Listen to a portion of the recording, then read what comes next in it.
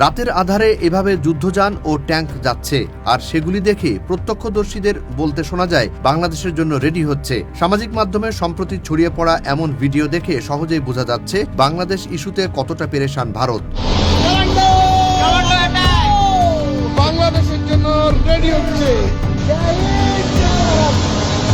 ছাত্র জনতার অভ্যুত্থানে ফ্যাসিস্ট শেখ হাসিনা এবং তার সরকারের শীর্ষ নেতারা ভারতে পালিয়ে যাওয়ার পর থেকে বাংলাদেশে দাবি উঠতে থাকে তাদেরকে ফিরিয়ে আনার। বাংলাদেশ থেকে পালিয়ে যাওয়া ব্যক্তিদের ঠিকানা ভারতে হওয়ায় সংক্ষুব্ধ ছাত্র জনতা ও জুলাই বিপ্লবীরা। उस्मान हादी की शहादत ने बांग्लादेश को खामोश नहीं किया, उसने बांग्लादेश को झंझोड़ दिया।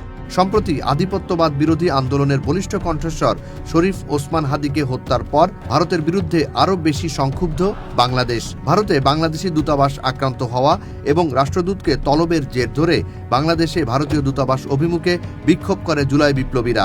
গত বছরেই কিন্তু তারা আমাদের আগরতলার যে হাইকমিশনার, বাংলাদেশ হাইকমিশন, সেখানে তারা আক্রমণ করেছে, ভাঙচুর করেছে, লুটতরাজ করেছে, কিন্তু তার কিন্তু এখনো পর্যন্ত কোনো শুরু হয় নাই।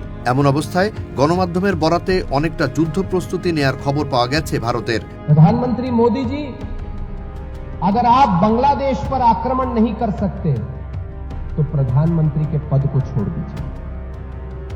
हम धर्म सैनिक अपने धर्म युद्ध से बांग्लादेश को वापस अखंड भारत का हिस्सा बनाएंगे।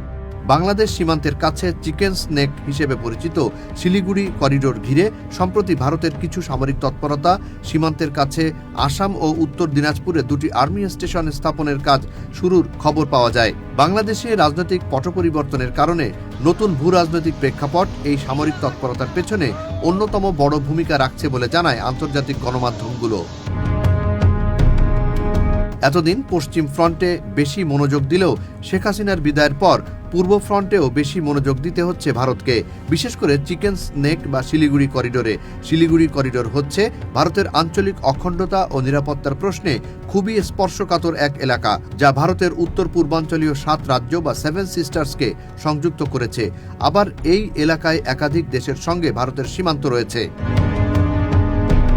এখানেই থেমে নেই ভারত। 24 ডিসেম্বর মঙ্গলবার বঙ্গোপসাগরে পারমাণবিক সাবমেরিন থেকে একটি মাঝারি পাল্লার ব্যালিস্টিক ক্ষেপণাস্ত্রের পরীক্ষা চালায় ভারত। সাবমেরিন INS আরিঘাট থেকে পরীক্ষামূলক উৎক্ষেপণ করা হয় K4 ক্ষেপণাস্ত্র। পরীক্ষাটি চালানো হয় অন্ধ্রপ্রদেশের বিশাখাপত্তনম উপকূল থেকে। বাংলাদেশের পাশাপাশি চীনের আধিপত্য মোকাবিলাও ভারতের জন্য আগে থেকে গুরুত্বপূর্ণ, কারণ শেখ হাসিনা ক্ষমতায় না থাকায় ভারতের প্রভাব মোকাবিলায় চীনের সাথে সামরিক ও কৌশলগত সম্পর্ক বাড়ছে বাংলাদেশের।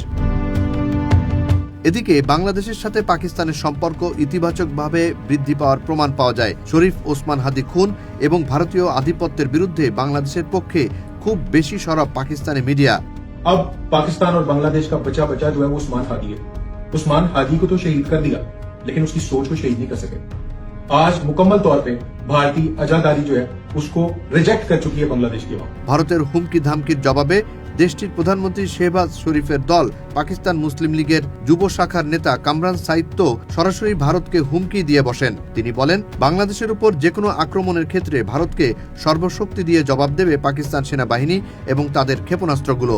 ब्राह्मण साम्राज्य को बड़ा एक क्लियर मैसेज देना चाहता हूँ कि अगर अब किसी ने मैली निगाह उठा के बांग्लादेश की तरफ देखा ना, तो पाकिस्तानी अवाम, पाकिस्तानी अफवाज और हमारे मिसाइल आपसे दूर नहीं है। জুনায়েদ আলী সাকি, বৈশাখী সংবাদ।